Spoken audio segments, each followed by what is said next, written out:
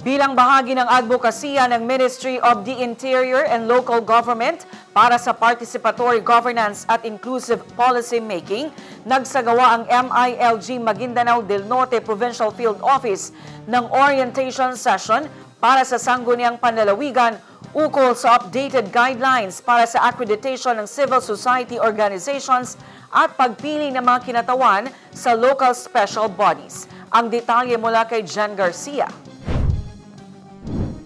Pinangunahan ni MILG Provincial Director Tarhata Balading ang presentasyon na isinagawa sa SK Capitol at dinaluhan ng buong Provincial Board sa pangunguna ni Vice Governor Dato Marshall Sinswat.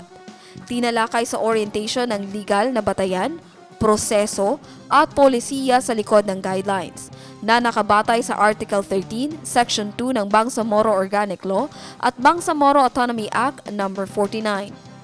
Layunin itong gawing malinaw at pare-pareho ang proseso ng accreditation, tukuyin ang papel ng mga aktor sa pamahalaan at tiyakin ang representasyon ng CSOs sa mga development councils at iba pang local decision-making bodies.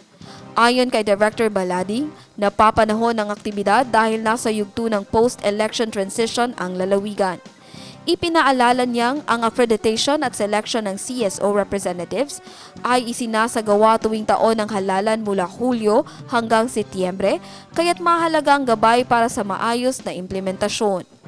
Bahagi rin nila ito ng pagpapatupad ng hashtag #SamiGamBarm Approaches sa ilalim ng 12-point priority agenda ni Chief Minister Abdul Rauf Makakwa, partikular sa pagsusulong ng moral governance, local accountability, at people-centered development.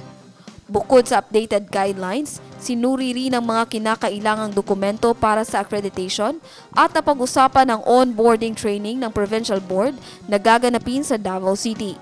Layunin ng training na mapalawak pa ang kaalaman ng mga bagong halal na opisyal sa tamang legislative tools at planning strategies.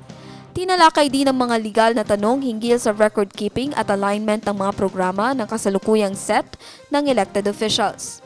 Isa rin sa mga natalakay ang proposal para sa training workshop kaugnay ng pag-update sa term-based plan ng lalawigan.